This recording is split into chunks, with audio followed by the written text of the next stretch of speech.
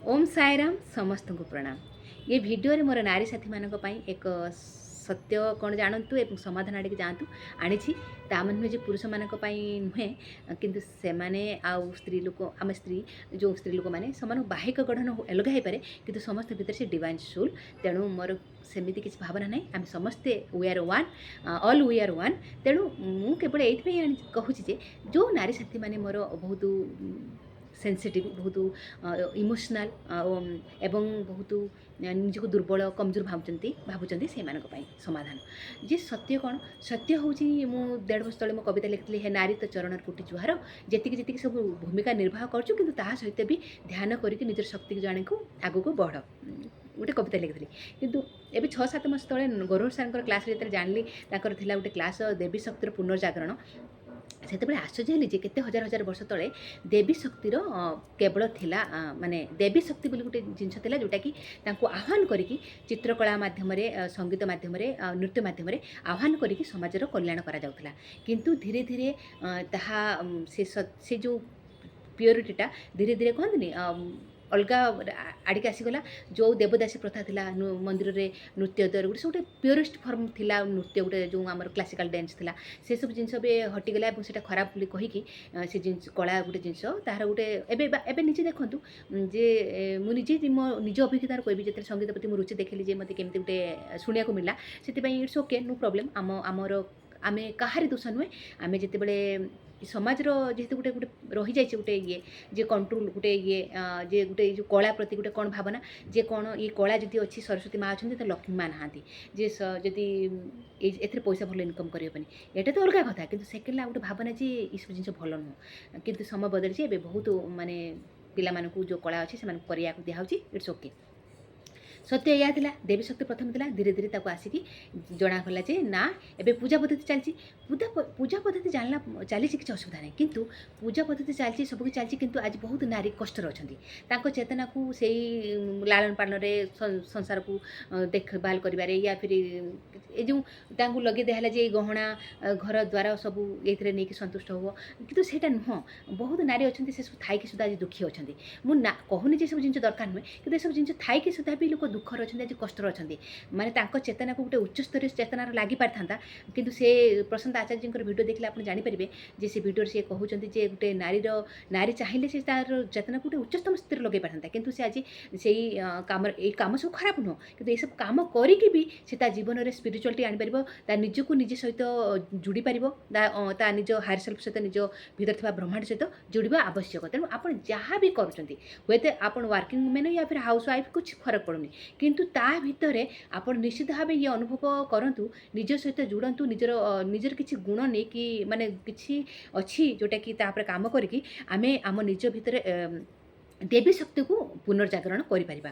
तार रास्ता कौन रास्ता जदि कहबी ताले आपण माने कहबे आमको तो सेमती किसी प्लाटफर्म मिले ना आम आज बहुत कष्ट अच्छु बाहरी पारुनु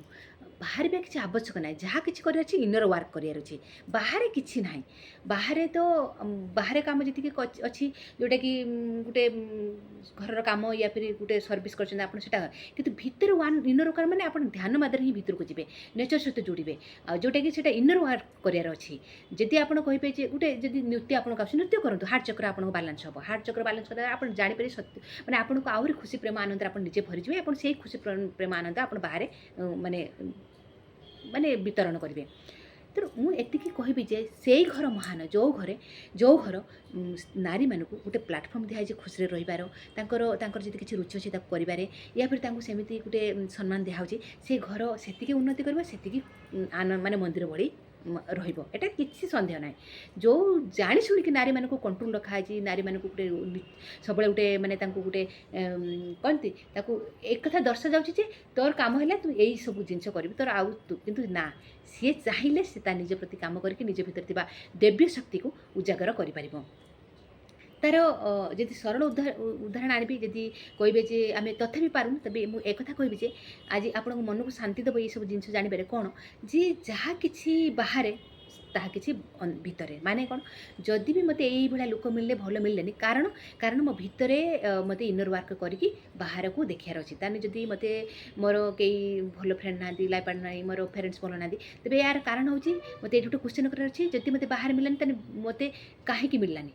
ମୁଁ କିଏ କାହିଁକି ଆସିଛି ଏଠି କାହିଁକି ମିଳିଲାନି। ତା'ମାନେ ପୂର୍ବ ଜନ୍ମରୁ କିଛି କାର୍ମିକ ଏକାଉଣ୍ଟ ଥିଲା ମୋତେ ଏଇଭଳିଆ ମିଳିଲେ, ତେଣୁ ମୋତେ ଏବେ କ'ଣ ସାବଧାନ ହେବାର ଅଛି। କାରଣ ସତ୍ୟଟା ମୁଁ ଏଇଟା କହିବି ଯେ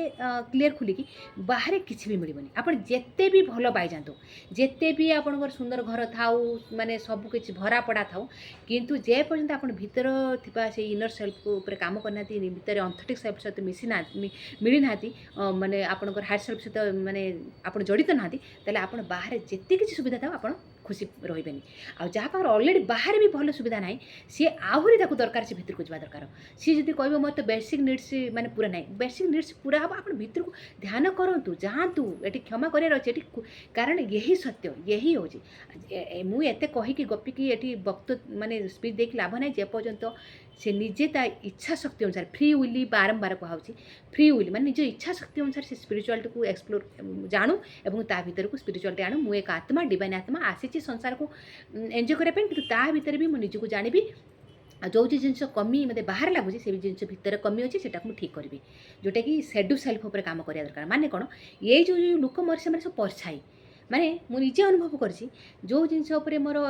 ପରଫେକ୍ଟ ଏପର୍ଯ୍ୟନ୍ତ କାମ ହେଇନି ସେଇ ଜିନିଷ ସବୁ କ୍ରିଏଟ୍ ହେଉଛି, ଗୋଟେ ଟ୍ରିଗର୍ ମିଳୁଛି, ଗୋଟେ ପୁଷ୍ ମିଳୁଛି। ମାନେ କ'ଣ, ମୁଁ ଯଦି କହିବି ଆଜି ନା ମୁଁ କ୍ରୋଧ ଉପରେ କିଛି ଦିନ କାମ କରିବି, ଏବେ ଗୋଟେ ଏମିତି 4-5 ଦିନ ତଳେ ଗୋଟେ ମୋର ଭିତରେ ଥିବା ମାୟା ରଚିଦେବ ଯେ ଗୋଟେ ଲୋକ ଏମିତି ଗୋଟେ କିଛି ଘଟଣା ନେଇକି ଗୋଟେ ଜୋର ସେ କ୍ରୋଧ ଆସିବ, ମୁଁ ସେଠି ରିଆକ୍ସନ୍ କରିଦେଲି, ସାଙ୍ଗେ ସାଙ୍ଗେ ମୋତେ କୁହାହେବ ଏ ଯେ ତୁମେ ସ୍ପିରିଚୁଆଲ୍ ଅଛି, ତୁମେ ତ ରିଆକ୍ସନ୍ କରିଦେଲ। ତେଣୁ ମୁଁ ସେଇଠି କ'ଣ କରିବି ନା, ସେଇଠି ସରେଣ୍ଡର ଭାବରେ ଆସିକି କ୍ଷମା ମାଗିକି ବଢ଼ିଯିବି। ହଁ ସତ କଥା କହିଲେ ମୋତେ ବେଶୀ ରିଆକ୍ସନ୍ କରିବାର ନଥିଲା। ତେଣୁ ଏଇସବୁ ଜିନିଷ ଯେ ପର୍ଯ୍ୟନ୍ତ ମୋ ସେଡୁ ସେଲ୍ଫ ଉପରେ ମାନେ ମୋ ପରଛାଇ ସବୁ ବାହାରେ, ସେ ପରଛାଇ ଉପରେ ମୁଁ କାମ ନ କରିକି ଖାଲି ଖୋଜିବି ଯେ କାହିଁକି ହେଲା, କ'ଣ ପାଇଁ ହେଲା, କ୍ୱେଶ୍ଚନ୍ କରିଥିବି, କାମ କରିବିନି, ତାହେଲେ କିଛି ବି ମିଳିବନି, ଆମକୁ ସମାଧାନ କିଛି ମିଳିବନି। ତେଣୁ ଯାହା କିଛି ସମାଧାନ ଭିତରେ। ତେଣୁ ଯେଉଁ ପରଛାଇ ମୋ ବାହାରେ ଥିଲେ ସେମାନଙ୍କ ଉପରେ ବାହାରେ ପଛରେ କାମ କରିବି। ପ୍ରଥମେ ନିଜ ଭିତରେ ଥିବା ସେଲ୍ଫ ଆଣିବି, ସେଲ୍ଫ ଲଭ୍କୁ ଆଣିବି, ମାନେ ନିଜକୁ ସମ୍ମାନ କରିବି, ନିଜକୁ କରୁଣାରେ ଭରିଯିବି, ନିଜକୁ ମାନେ ଯାହା କିଛି ମୋତେ ଖୁସି ଆନନ୍ଦ ଦେଉଛି ସେଇ ଜିନିଷ କରିବି। ମାନେ ଯେଉଁଟାକି ମୋତେ ଗୋଟେ ଗୀତ ଗାଇବା ପାଇଁ ଇଚ୍ଛା ଗାଇବି, ମୁଁ ନୃତ୍ୟ କରିବା ଇଚ୍ଛା ମାନେ ନୃତ୍ୟ କରିବି, ଇଟ୍ସ ଓକେ, କିନ୍ତୁ ସେଇ ଜିନିଷ ମୋ ଭିତରେ ଆଣିବାର ଅଛି। ଏହା ଦ୍ୱାରା କ'ଣ ହେବ ନା, ମୋ ଭିତରେ ଥିବା ଏଇ ଜିନିଷଟା ମୁଁ ଆପଣଙ୍କୁ ୟା ପୂର୍ବରୁ କହିଲି ନାହିଁ, କିନ୍ତୁ ମୋ ଭିତରେ ଥିବା ଦୁଇଟା ଏନର୍ଜି ଅଛି, ଗୋଟେ ହେଉଛି ଫେମିନାଇନ୍ ଏନର୍ଜି, ଗୋଟେ ମସ୍କୁଲାଇନ୍ ଏନର୍ଜି, ସ୍ତ୍ରୀ ଶକ୍ତି, ଗୋଟେ ପୁରୁଷ ଶକ୍ତି। ମାନେ ଆପଣମାନେ ବିଶ୍ୱାସ କରିବେନି, ଯେତେବେଳେ ଆପଣ ସ୍ତ୍ରୀ ଶକ୍ତିକୁ ଏଇସବୁ ଜିନିଷ ମାଧ୍ୟମରେ ସେଲ୍ଫ ମାନେ ଯେଉଁ ଭିତରେ ଗ୍ରାଟିଚ୍ୟୁଡ଼୍ ଭାବ, ସେଲ୍ଫ ଲଭ୍, କ୍ଷମା କରିବା ସବୁ କରିକି ଯେତେବେଳେ ନିଜର ଯେଉଁ ସ୍ତ୍ରୀ ଶକ୍ତିକୁ ଦେବୀ ସ୍ତ୍ରୀ ଶକ୍ତି ବଦଳି ଦେବେ, ଦେବୀ ଶକ୍ତିରେ ବଦଳି ଦେବେ, ସେତେବେଳେ ପୁରୁଷ ଶକ୍ତି ବି ବାଲାନ୍ସ ହେଇଯିବ। ଆଉ ପୁରୁଷ ଶକ୍ତି ହେଲେ ବାଲାନ୍ସ ହେଇଯିବ, ଆପଣ ସେତେବେଳେ ବହୁତ ଷ୍ଟ୍ରଙ୍ଗ ବନିଯିବେ ଏବଂ ଯାହା କିଛି ଆପଣ କରିବା ପାଇଁ ଡର ବି ଲାଗିବନି। ଆପଣ ଏକ ଫିୟରଲେସ୍ ହେଇକି ଆପଣ ଏମ୍ ପ୍ରତି ଆପଣ ଜାଗରୁକ ହେଇଯିବେ ଏବଂ ବେଷ୍ଟ ଜୀବନ ଜିଇବା ପାଇଁ ହକଦାର ବଞ୍ଚିବେ। ତେଣୁ ସିକ୍ରେଟଟା ଜାଣିଲେ ଏଇ ଭିଡ଼ିଓରେ, ଏବେ କରନ୍ତୁ କାମ।